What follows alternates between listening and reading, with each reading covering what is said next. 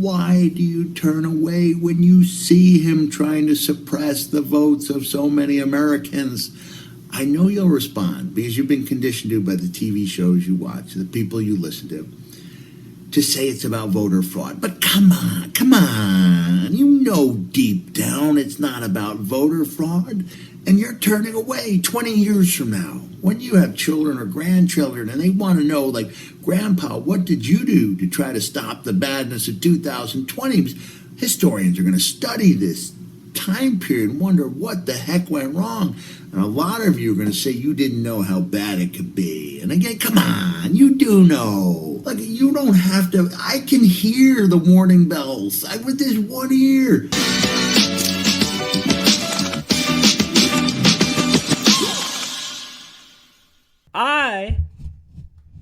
Per usual, because y'all know your boy lives on Twitter and YouTube. So before I get to my tweet, I want to talk about Mick's tweet. So it says, "I'm back on Twitter, guys." 50 is back. And didn't Elon Musk buy Twitter like not even a week ago? Or at least become whatever the fuck, not even a week ago. But that's a whole different thing, right? He says, "Hi, guys. I'm back on Twitter for one day, so I can plead with all of you not give your vote to election deniers. Inflation rises and falls.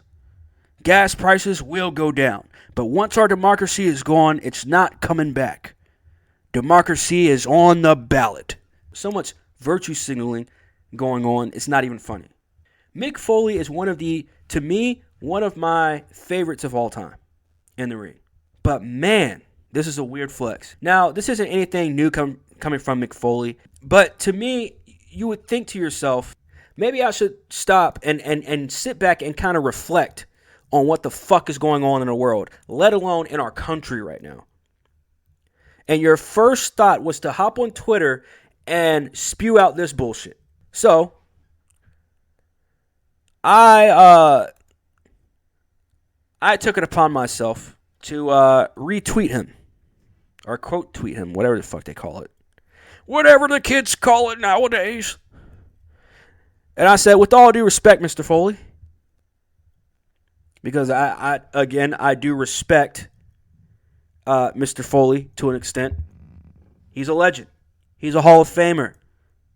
He's to me, one of the all-time greats. So yes, I did say with all due respect, and I do mean with all due respect. I'm not saying this to be sarcastic. Well, with all due respect, Mr. Dennett, I had no idea you'd gotten experimental surgery to have your balls removed.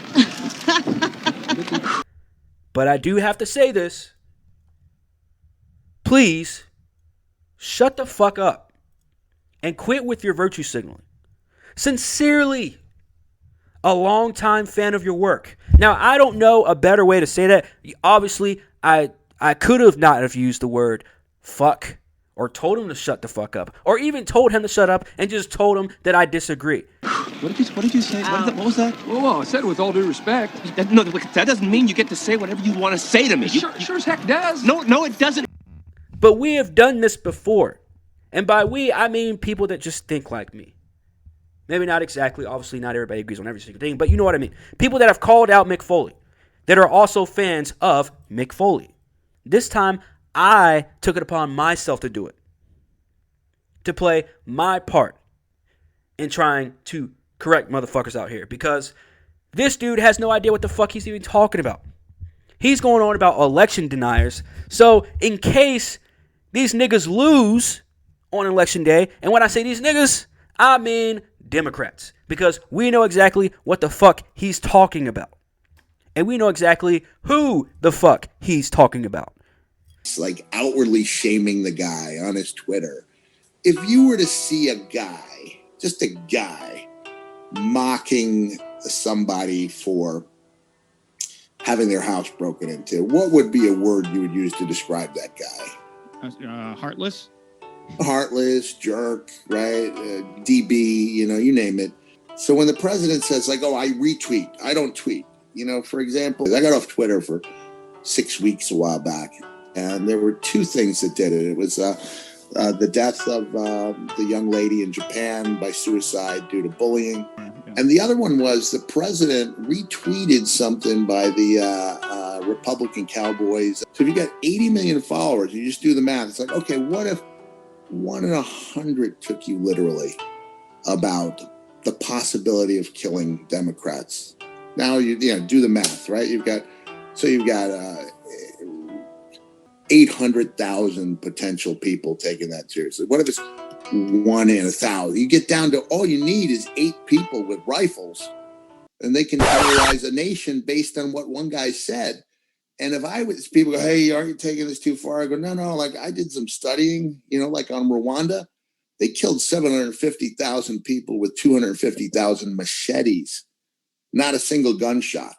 And we've got a nation armed to the teeth, and we've got a guy fomenting violence, asking white nationalist groups to stand back and stand by, using, coded language to let them know that you're going to be okay. And when I say I ain't talking about conservatives, because I am nor a Democrat or a conservative, and I've never voted a day in my life.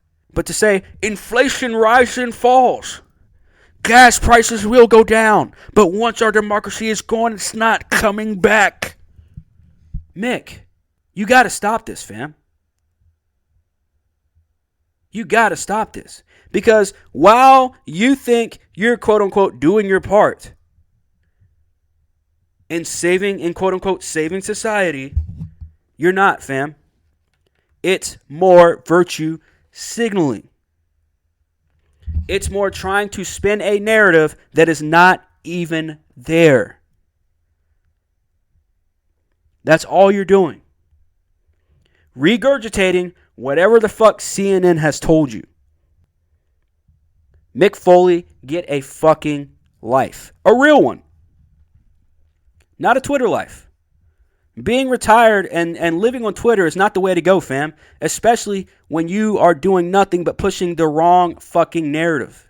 I would like to welcome you to Fear the Gay Agenda. Yeah, I can almost hear the applause like back when I was the commissioner. That level of applause. It should be, the show more accurately could be called Respect the Gay Agenda, but that doesn't make for a very interesting wrestling title. Hey, I'm a Floridian, and I just saw that our governor took down the lights from the bridge in Jacksonville, and I don't usually say this word, but what the fuck, man? Like, are we going backwards on human rights? So let's go back to his old tweet from October 28th. Actually, I can't. Was that even a week ago? A little over a week ago. I was about to say not even a week ago, but it was a little over a week ago. So he couldn't even be away from Twitter for not even a week and a half. 50 is back. Looks like hatred and misinformation are the featured entrees on the new Twitter menu. I'm out of here for a while. Be good to one another. And of course, you got all the simps down here. Don't leave Mick where you're going.